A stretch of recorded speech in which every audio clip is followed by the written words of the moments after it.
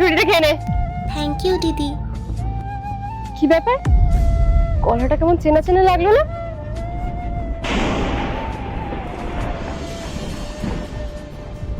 ঋতিকা এইভাবে এখানে?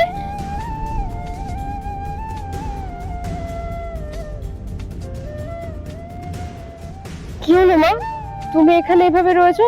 তোমাকে তো দেখে মনে হচ্ছে তুমি অনেকক্ষণ ধরে কিছু খাওনি। হ্যাঁ দিদি।